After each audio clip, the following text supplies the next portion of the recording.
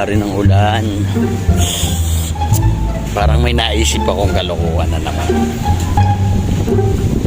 Maglilibre ako ng merienda ng kwek-kwek. Tapos lalagyan ko ng kalamansi yung yung itlog na pugo, papalitan ko ng kalamansi. Tapos pakakain natin sa tatlo. Kami ni Manuel ang bibili, si Manuel. Ayun, si Manuel. Ayun. Manuel! May naisip ko kalokohan. Ano naman yung kalokohan na yan? Pag pakakainin natin yung matatakaw ng kwek-kwek, tapos papalitan natin ng kalamansi. Yung loob, yung itlog.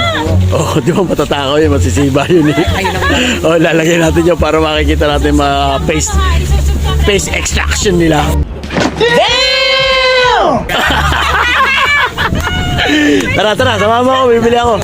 Okay, doon kay Kati. Tara. Eto na, bumili na ako ng ingredients. Bumili na rin ako ng fishball para hindi halata.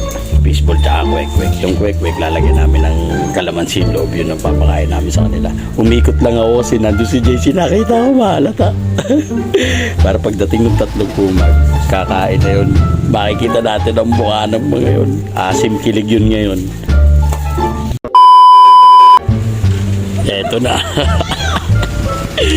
Ayan, binalatan na namin ng kalamansi.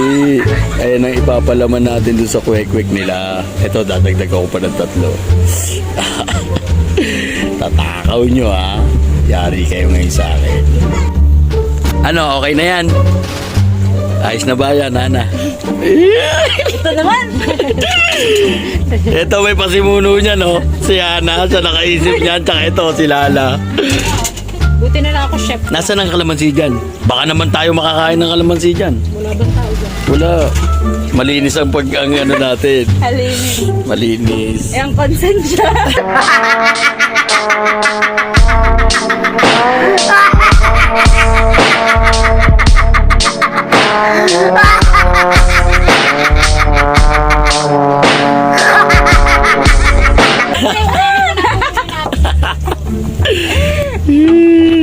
Tama-tama, tulog si Gerald pagising niya. Asim kilig siya. Asim kilig. Ha? Saan natutulog? Sa banig. Talaga sa rep. Ayan, sarap yan. Few moments later. Ano yan? Kain na. Sarap.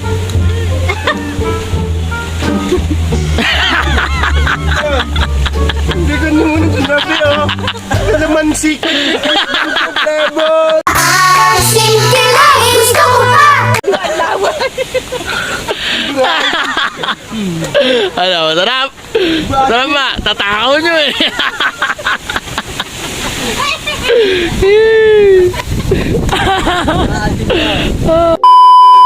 Justin.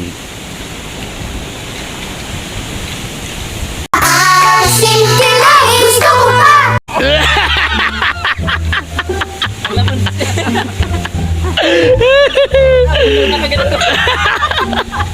Tatakaw nyo ha.